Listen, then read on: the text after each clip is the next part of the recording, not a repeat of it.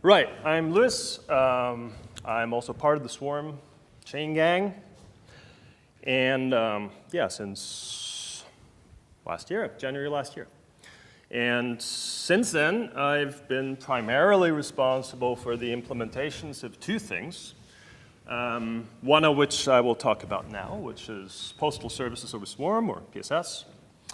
And the other one being the mystical mutable resource update thing, which I will talk about a bit later.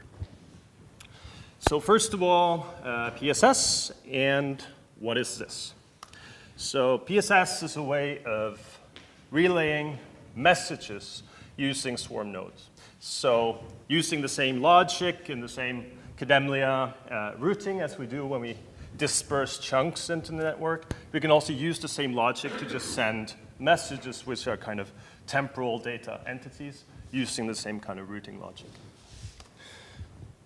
And I guess as we all know already, this routing works by comparing how many bits in the start of an address is similar to another. So this is the way the chunks find their way in the network. You have a chunk address, you have a node address. They have the same amount of bytes. And to figure out how close they are to each other, you compare how many bytes do they have in common in the start, right? So this kind of shows this logic. Obviously, the addresses are a little bit longer than this. So what you do when you want to send a PSS message is you define address that you want to send to, and you send it off in the network. And it will relay and find the node that has the address that matches. But since we're all paranoid and sometimes want to hide our steps, it's also possible to define a partial address to send to, so which means that you, instead of sending to one, kind of send to a neighborhood instead. So you see here that the first byte matches, but the second byte is different. If we're super paranoid, then we could just omit the address altogether.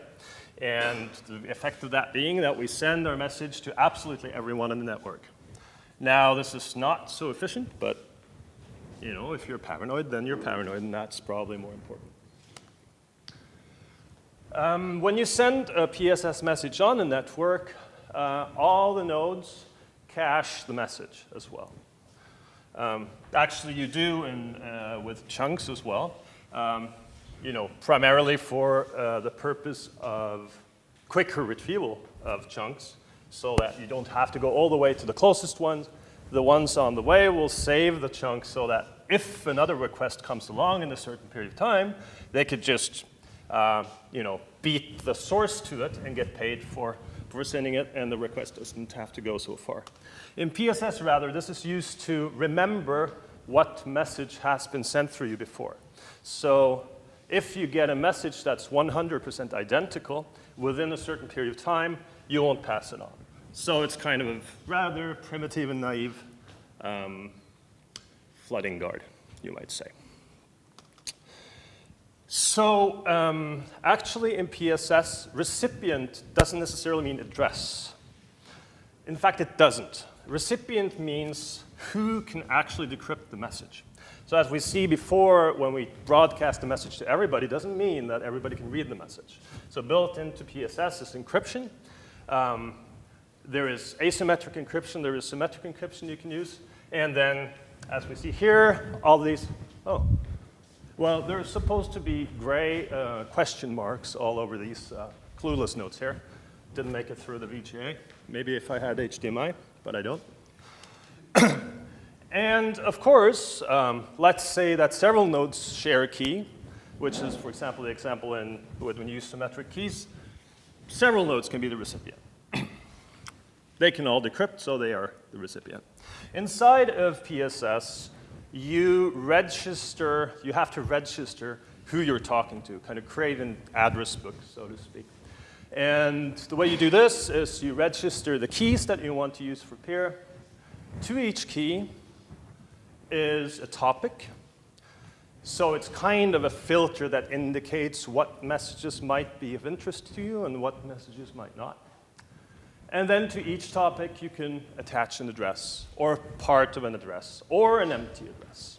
So in this way, you can, for one key, that is one recipient, define many different topics, and maybe you have one open topic, one partially secret topic, one super secret topic, and the same pair can have different addresses registered to it.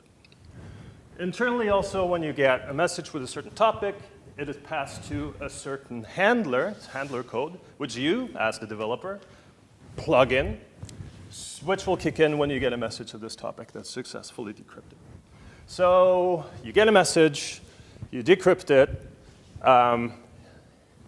and what's this supposed to mean?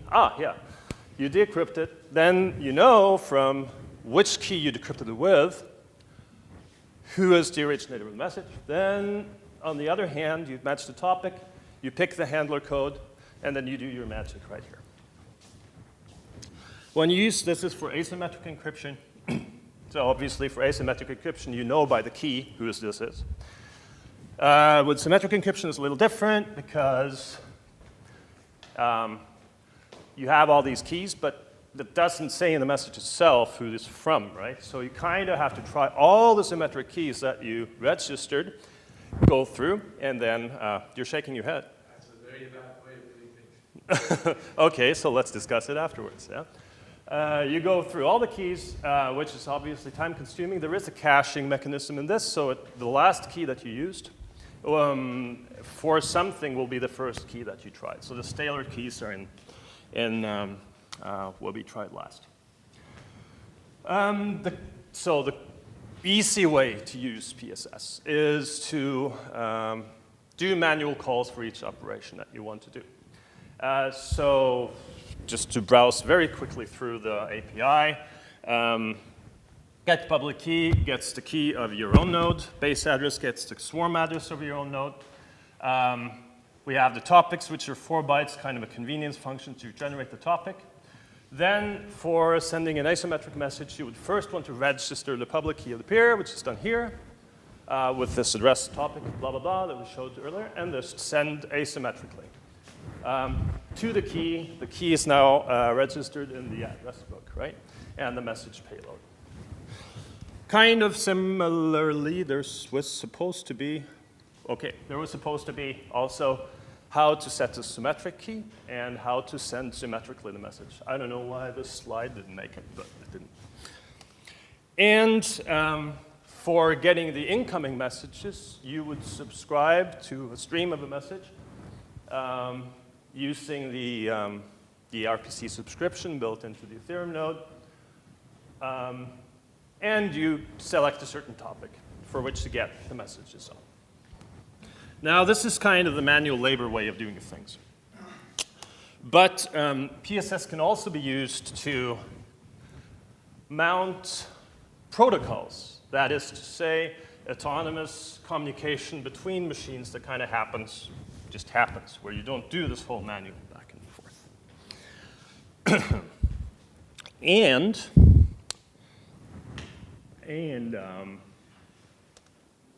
whoops. Hang on.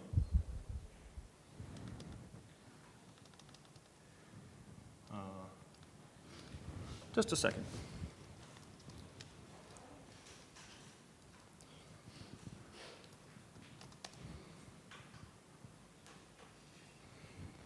Okay.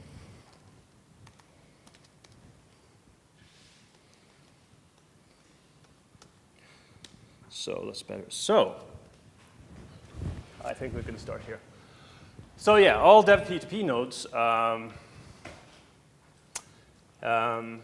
run one number of protocols or have the capabilities of so and so many protocols that they can run when they connect to other peers. So they might have different protocols, or they might have the same protocol but in different versions. And when they connect, they will only connect to the services that are of the same type and of the different version, and of the same version.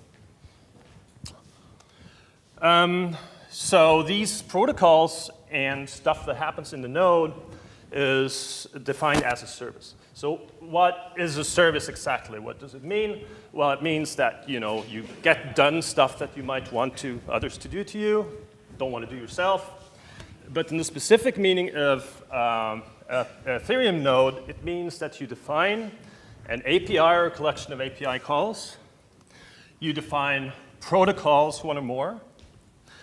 And you define two functions, one called start, one called stop. And you can just guess what they do.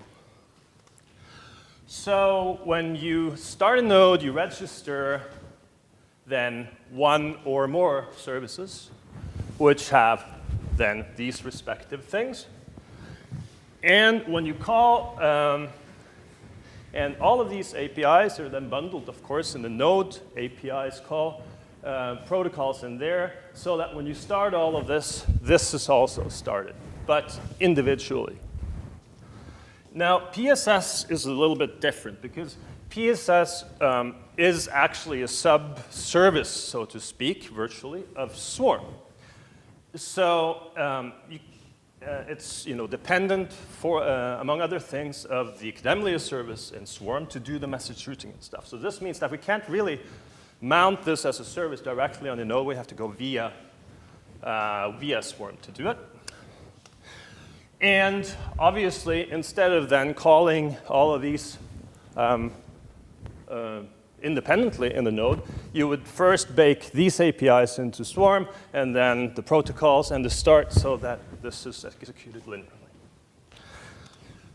So how does this fit together then? If we want to, because we really want to, we have this super nice protocol code, right, that we're running already on a devp2p node, and we really don't want to change this code. We just want to take it as is and use it as on the PSS layer instead. So how do we kind of make that magic happen? So the individual services, they're all nice and super well coded. How do we do this? Well, so take a deep breath. This is going to get a bit messy. So we take the APIs and we register them to the BCC part. We take the start, stop functions and we register them to the BCC part. But we mount the protocols themselves into the PSS part. Now, this is maybe a little bit hypothetical and virtual. So maybe we should try to dive into some code and see how this would be put together.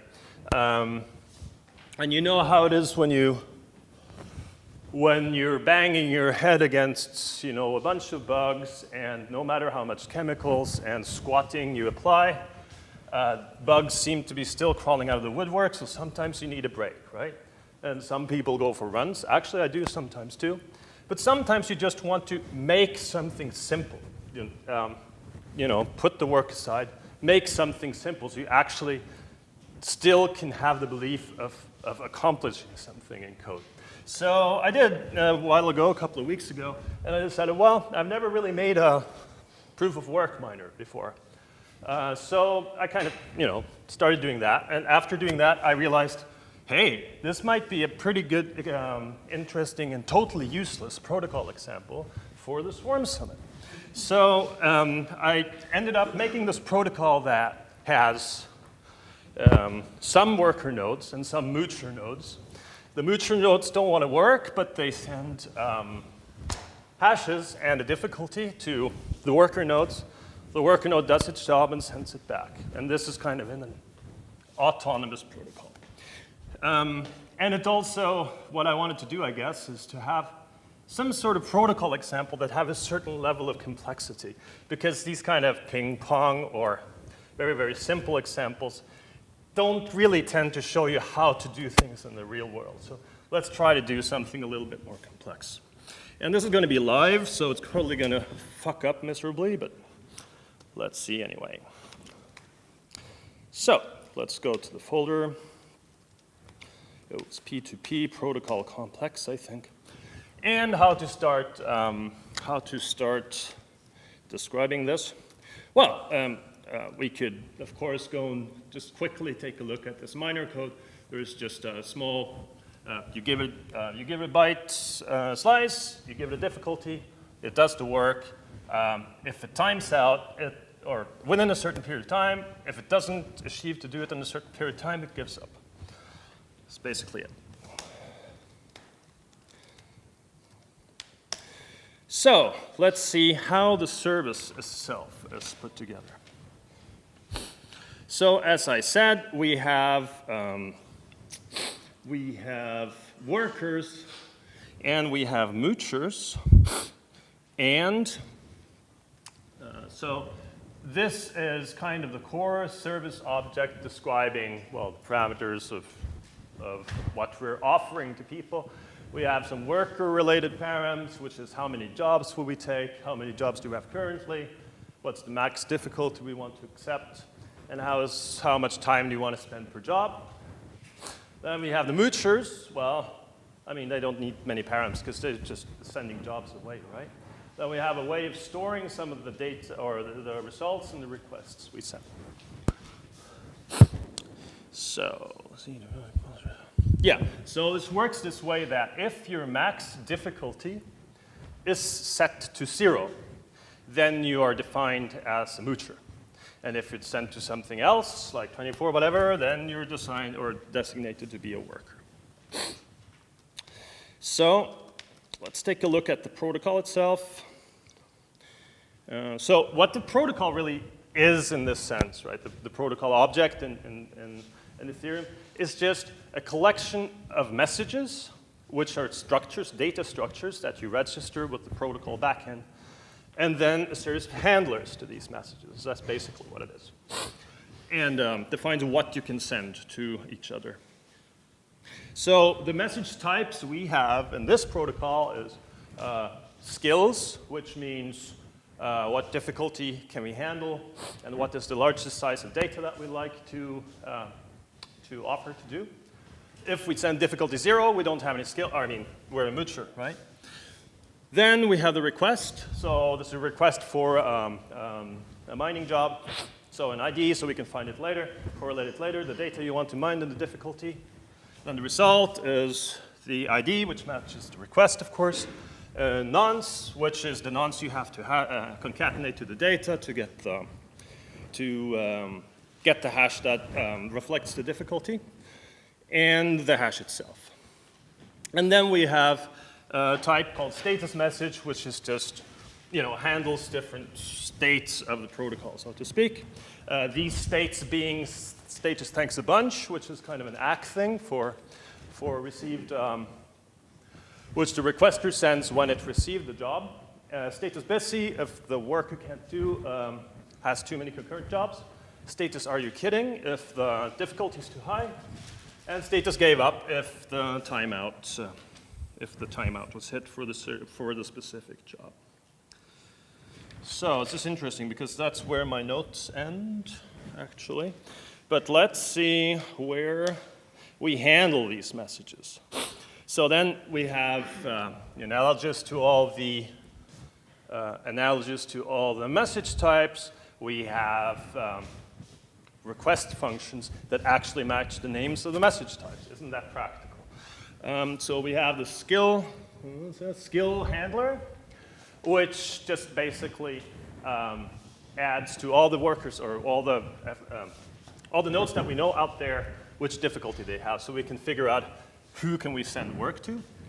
Then we have, as a node, kind of like a worker address book, request handler. So somebody sends us a request. This is what is invoked.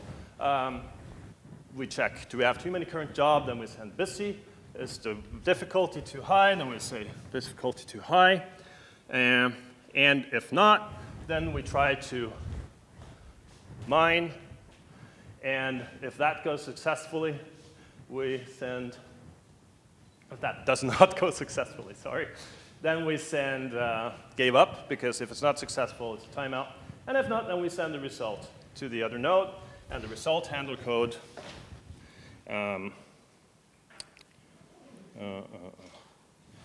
is this. So it means, well, do we actually have this job? So this is now the requester node that gets back the result of the job, right? Do we have this node job already on file? If not, then it's bogus. We check the job. if I take this data, append the nonce, and hash it, does it actually match the difficulty threshold? And if it does, all is good. We send status thanks a bunch to the node and show some gratitude. And this is the handler for the different statuses. So status thanks a bunch. We'll get into that a bit later, what it actually means. Status but busy, status are you kidding, status gave up, et cetera, et cetera. So that's basically it. Now, we have a driver file running this stuff. It's not easy with these big fonts because you kind of lose overview over where we are in the code. Kind of. But, let's see now so most of this code is about driving the simulation framework to just bring up a bunch of nodes, start the protocol, and then they do their magic, and then after some time, it just brings down the nodes and everything hangs. And the worker node, there is only one in this case, will try to send back, but there's nobody to send back to, and what happens then, kind of thing. But what's interesting is how do we define the service, right? So let's see, resource API. So all of this stuff I will explain later as a surprise, nice surprise for tying everything in together. But yeah, this section is just creating the service itself and then registering that service with the node so that the node will start the service when we run. Now, what I showed you now is code for registering this protocol on the devp2p part, not the PSS part, because that's kind of the simple thing.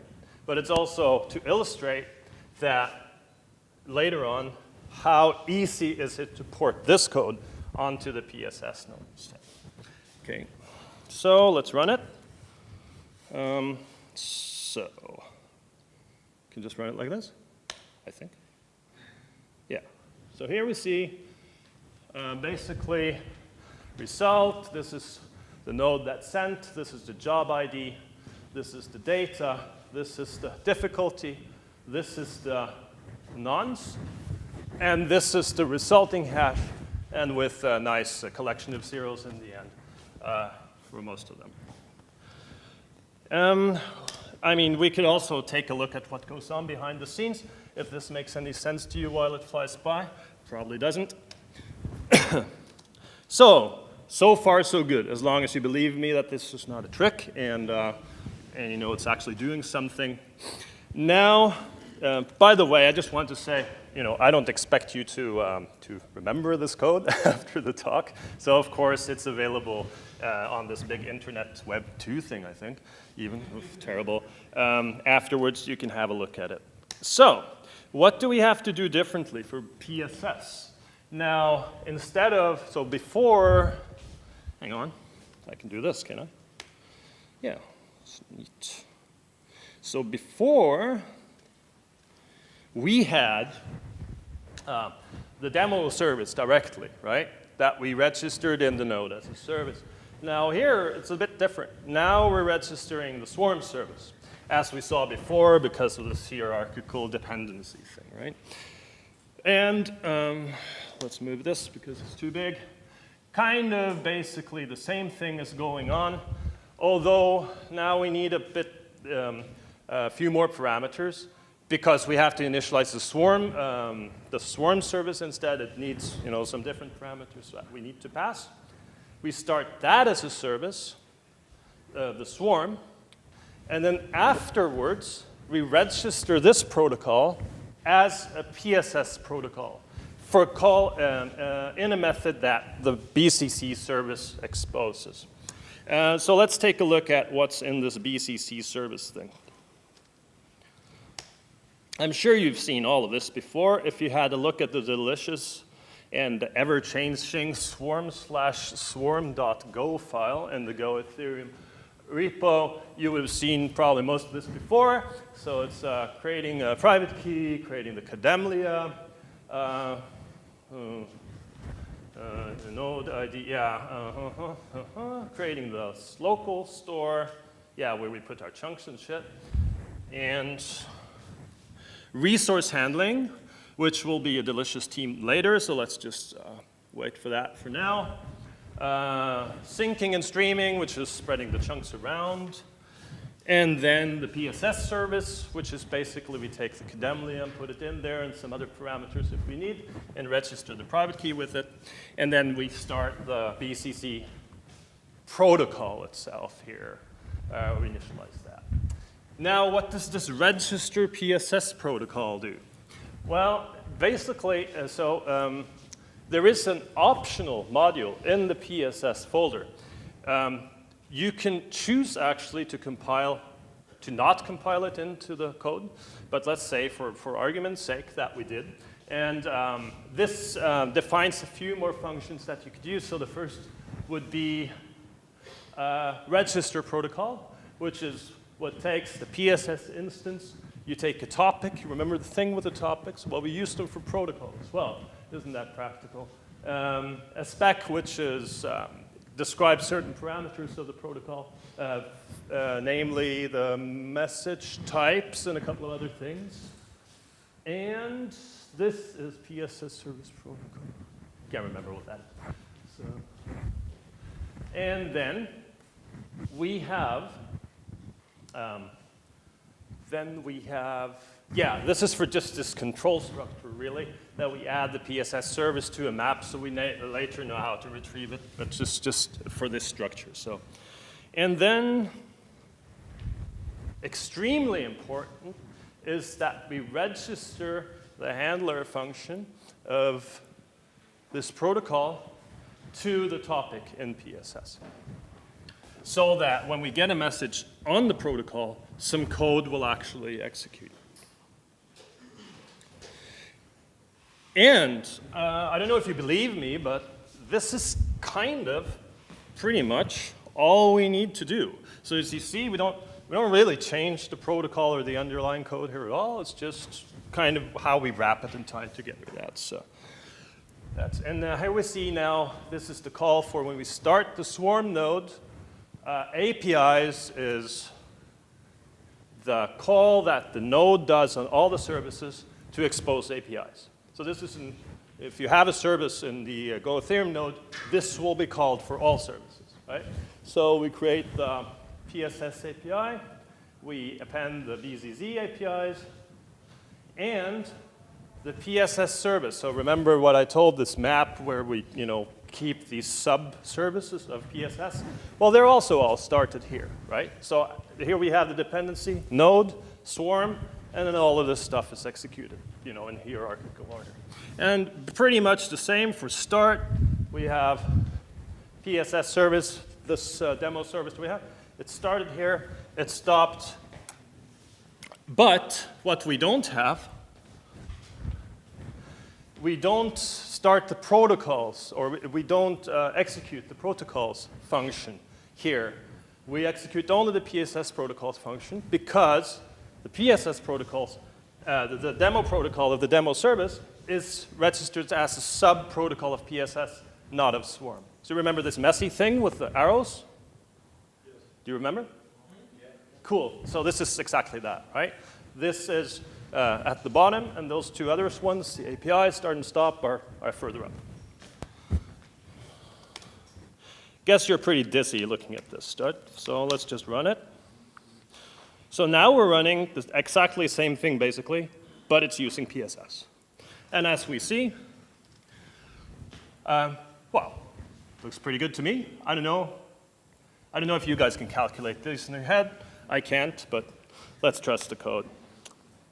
And yeah, just to try to prove to you, there should be some PSS. Oh, fuck, I have the wrong log level. Well, okay, let's just say for argument's sake that you believe me, and I probably went on too long anyway. And I think that basically wraps it up, kind of. There was a thing with this, yeah. So obviously, this code builds on the cutting-edge development branch of Swarm. That being still the branch swarm network rewrite. If you use that, actually it's not quite true, because I have like 6 PRs of small things that I assembled into this demo program. But in a couple of days, more legit. So in a couple of days or so, that'd be fine. This is where you can find these code examples, but also some other code examples, some more basic, even a more basic tutorial of general node, service, devp2p programming and the Ethereum stuff, and also a couple other small things. I don't know, low-level EVM hacks and stuff are in there, I think. And this is how to contact me. But I'm not that social, but you can still talk to me here too. I won't run away or punch you in the face or anything like that. I think that's it.